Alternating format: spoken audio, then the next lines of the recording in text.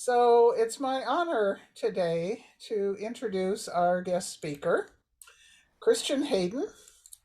Um, Christian has been a speaker on our platform several times before on community and poetry, on his work in Ghana, and on being Black and humanist. He's also spoken on decolonizing humanism and on democracy. He is currently a leader in training with the American Ethical Union. And I know Christian as a deeply caring and thoughtful person, an artist with words and images. I'm always happy when Christian agrees to speak for us, and I look forward to his talk today on striving to see how the camera becomes a vehicle towards expansion and unlearning. Thank you, Joan. I really appreciate that. Warm introduction.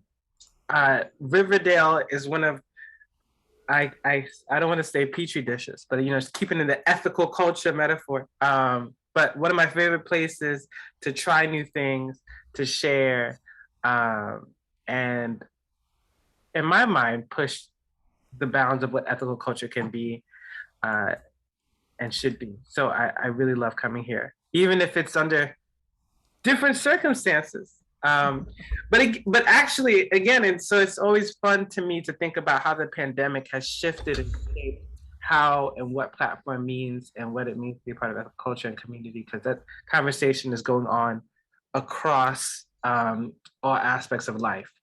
So usually in a platform, I've never in person used PowerPoint. I don't really share videos when I did platforms before. But now that we are in the Zoom world, it has opened up the possibility of doing that. So today I wanted to share a little bit about my journey into photography, which to me continuously shocks me that if you would have told me 5 years ago, hey, you'd be really into cameras and making videos, I would have said, you're not well. Because I had never really appreciated the art of photography. Even though I was raised and kind of came of age in a very image obsessed culture period with technology, I had somewhat avoided that. Like I never had the state of the art camera, phone. I never had an Instagram profile. I had a Facebook, but that's more for long wordy posts that most people don't read anyway. So for me, it's actually has been a slightly different, how can I say, I think I'm just gonna spotlight. Am I spotlighted? Myself. But if there's, and so I hadn't imagined.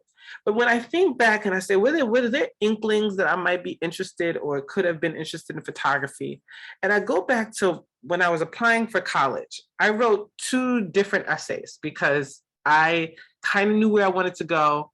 But I also felt like I wanted to express myself in a very authentic way.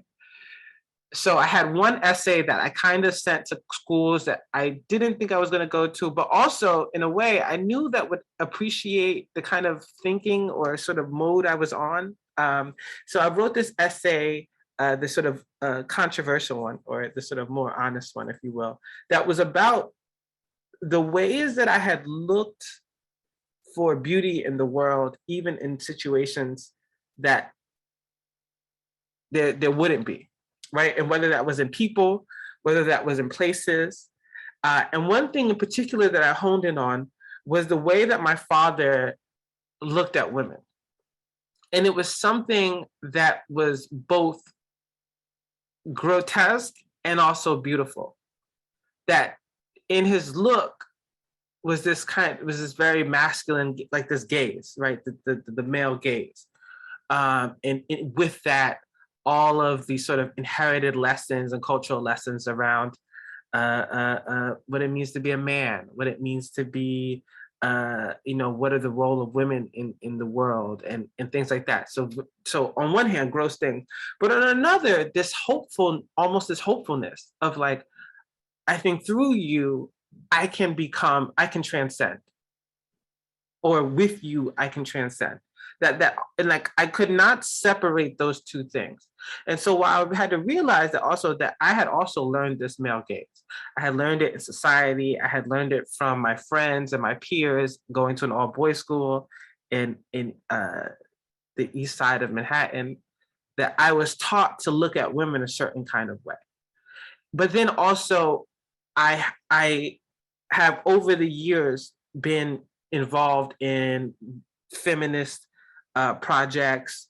I worked for a domestic violence organization for 5 years. So there are so this kind of like thing I had to deal with myself, recognizing that I inherited this gaze, I learned from it, I I employ it, and at the same time that I also understand the larger context of what makes that problematic and the need to do more than that. But I didn't have a way of really doing that. So even when I wrote that essay, and I also think about that essay as me also expressing a kind of a humanism, um, if you will, of trying to see a flaw in a person, but also see the good aspect of it. And so as I got older, and I really sort of started to interrogate that work, that gaze more. So even when I went to Ghana and I talked about how I could see the aspects of me being able to enjoy myself or to benefit from that time was part of male privilege, as well as passport privilege and things of that nature. And that like I had to become aware of that to not fall to like, oh, like this is so great. This is great for me because of the body and the life that I have, and the privileges that come with that. And so there were all these ways that kind of like, okay, well, like, what do we do about this gaze? And especially doing work in terms of like seeing how that gaze can become violent and also harm people, and not just the people who are the sort of survivors of abuse or people who are victims of abuse, but also those who are the perpetrators, right? That we are a kind of, as Bell Hooks, kind of says that masculinity, toxic masculinity harms men as well, right? And so men should want to be feminists as well. And so it wasn't until I experienced one of the most intense heartbreaks that I've ever had, right? And so I had um, been in this very intense relationship with this person and ended rather shortly. But the fallout of that was long. It was a long process, and it was like deeply. It just deeply shifted something inside of me, and I was like, I really, this is somewhere I wouldn't want to be emotionally or spiritually. So I said, I need to figure out a way that, because I actually had planned to go back to Ghana. And my hope was like planning to go back to Ghana, that this would be like a sort of spiritual journey, and that I would be able to sort of continue the work in a sort of more individual, in a less like sort of structured way that I had begun with the Human Service Corps. And I would also kind of, this was also around the time that I started to apply for leadership, that I would also sort of be involved with the humanist community. And I was like so pumped. And then like the sort of fallout from that breakup, like I didn't want to go anymore. I was like, I don't want to go to this place, because if I go to this place, I don't feel well. I don't want to do, I don't feel I have the energy to do the things that I wanted to do. And so I said, okay, well, what can make me want to go? And when I had a friend of mine had said, hey, I have this camera. And I actually asked about the camera because a friend of mine his children was graduating and he wanted to photograph it. And she said, yeah, I have this film camera, but he would have to know how to use it if he wanted to borrow it. And something about that, the combination of words was like knowing how to use it. It said to me, like, what do you mean use a camera? All the cameras I had seen used, sort of pressed, were just automatic. They just press a button and a picture comes out. So it's like, what do you mean using a camera? I didn't realize that 40 years ago, that 50 years ago, basically for a very long time, that for people to get a photograph that was decent, they had to have some passable knowledge of the way a camera worked, because there weren't automatic cameras yet. They weren't point and shoots. And so in a way, sort of I self-deprecating, is that self-depreciating, I say that like everyone used to be a photographer back in the day. So the skills that I think are special now are actually like they weren't that special 40 years ago. Everyone knew how to do what I am proud of doing now. But nevertheless, so I was like, okay, well, what does that mean? So I had a friend, so I borrowed the camera and I was like, maybe I could take this camera to Ghana and I could try it. And so I had a friend teach me how to use the camera. And I will start there with the sort of visual accompaniment. Um, so my friend taught me how to use this camera. This is Adachi, who is I wouldn't say a retired photographer, but she's definitely not as much into photography as she once was. She's now doing set designing in New Orleans and studying to do that. But she was kind enough to teach me how to use a photograph. So I say, like, this is one of my first photographs that I ever took. And it, and so there's a delay. This is a film camera. It's an Olympus 1, 0-1, and it was on black and white film. And I was like, all right, let's try it. And I wouldn't see the pictures until they were developed. So I had to sort of go through that process, and something along the lines of figuring out framing, making sure it's exposed correctly, learning about the shutter speed, aperture. I was like, this is great. This is fun. This is, and then so I got the pictures, and something about this picture, it is very, what is the word I want to say? It's not very sharp. It is a little bit cropped in, but I loved it. I thought it was a cute picture documenting this day that I learned how to do something. And I was like, okay, well, why don't we're gonna get some rolls and take them to Ghana and shoot them. And so once I did that, okay, let's see. Okay, cool. Are you able to see this photo? These photos, collection of photos? Yes. Okay, great. So these are photos I took when I went to Ghana the second time. And what I love about these is that they basically allowed me to, gave me a way to sort of reflect on the places that were really important to me when I was in Ghana and the people, and to sort of belatedly document the facts. And children were a really big part of my time there, because as I was struggling to learn my first foreign language ever, which is Dagbonle, which is the local language that was spoken in this part of northern Ghana. The children, playing and talking to the children, were really helpful in helping me learn. And so, and I say that my favorite shot, or the best shot I ever took, was actually the top right corner, because it's a beautiful mistake. The light was leaving, and when you shoot 400 film and it's like the sun goes away, like you're almost not, it's just impossible. You need a slow shutter speed, and if you're not very still, all the stuff is going to be blurry like that. But I love it because the children look like apparitions. They look like ghosts. They look like just like eternal. And like, even though it's blurry, you can see the form, but their form is not stable. It's like process velocity in motion. So captured, I guess I should say. And the bottom right corner is my favorite place in Ghana, which is Tamale. It's this very sleepy city. It's very Muslim, and it's not a very like crowded, intense like capital city like Accra. It's much more. It's walkable, it's smaller, it's easy to get around, it's not as much traffic. And I just love the shot of it because it really captures the sort of bird's eye view that I would have from this place that I would go and hang out. So, and then like I said, like I got to see the people that were really important to me. This is Felicity.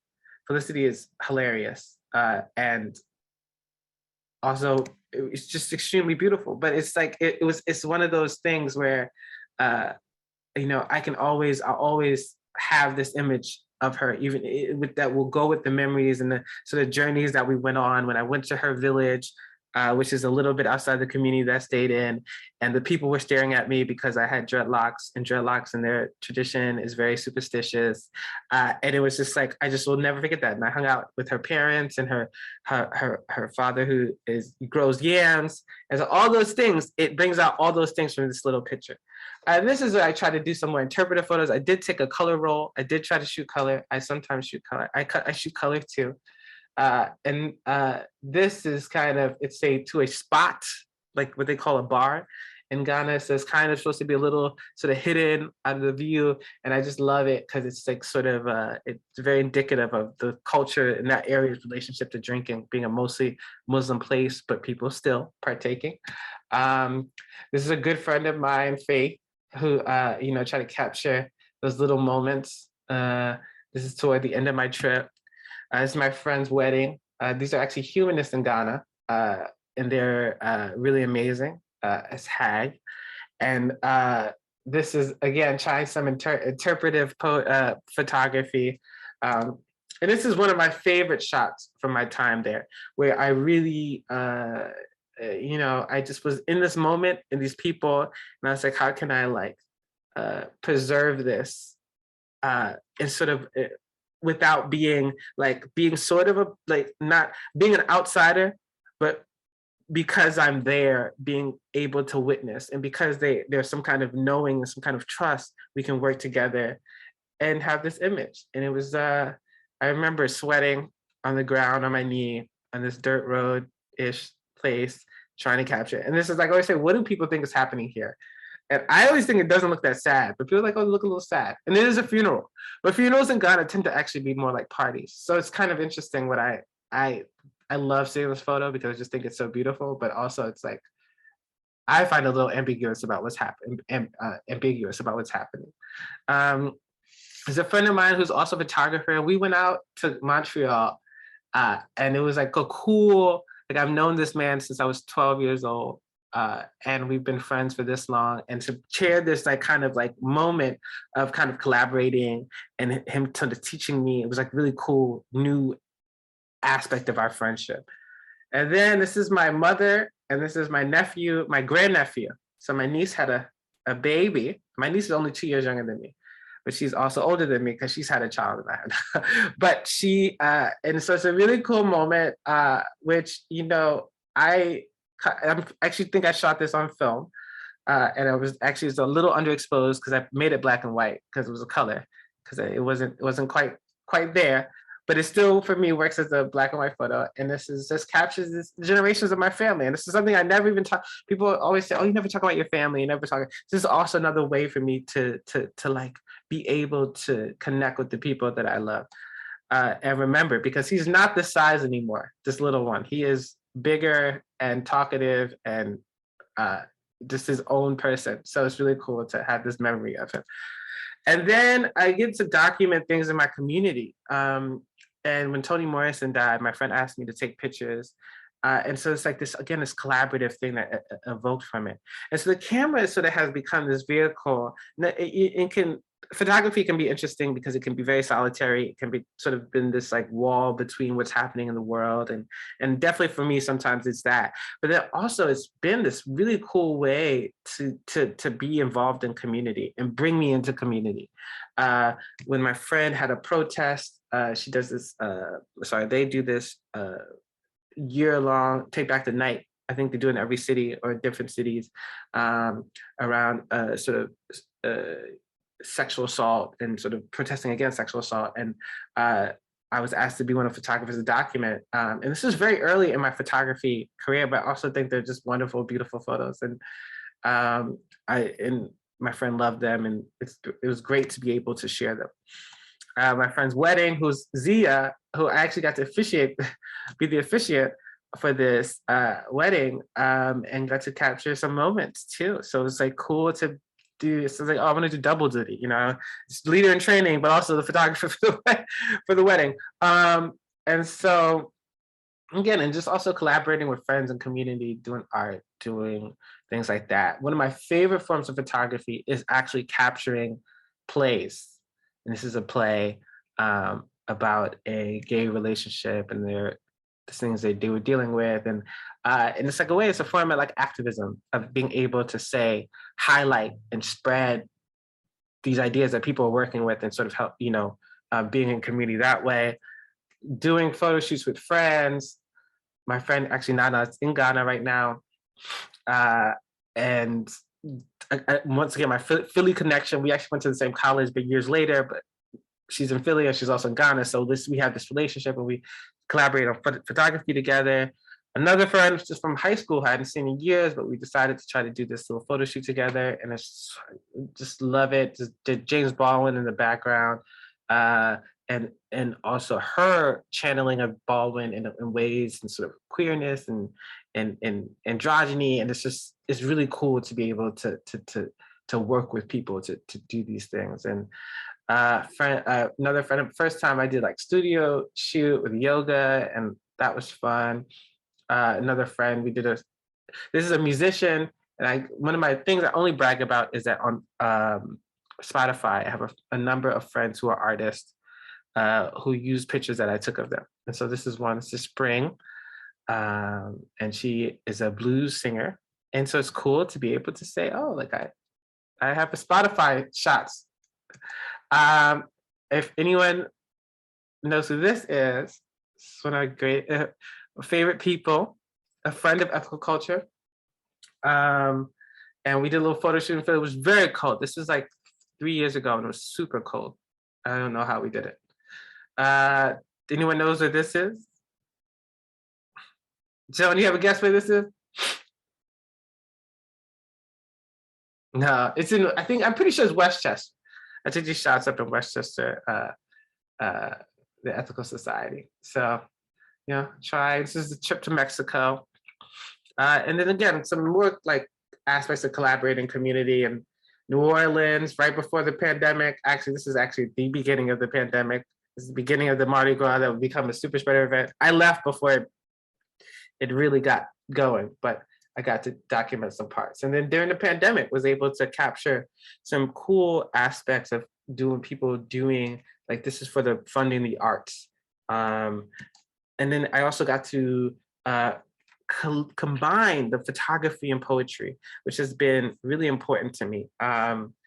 Because sometimes I'm like, wow, these things, how do they go together? And sometimes I'm able to like find that answer, and sometimes it doesn't. But I like that journey, and it kind of helps me do this reflection. And again, I like that, making that unlearning process of like, oh, what does it mean to have a gaze, but like also to do something about it. And then working with people to try to see and elicit, right, who they really are. And so my friend, who's my frequent collaborator, I took this picture and I wrote this poem, and I wrote, what emerges from a night too long? Whom gets to hear a silent song? Who has the power to protect light and sound? Me, I'm slowed, loved, tied to the ground. I am a path revealed, a truth unsealed. And so I wrote that and sort of just knowing my friend and the things that we've talked about, and I know that the journey she's been through, and I wanted to sort of reflect that I hear her. And so, yeah.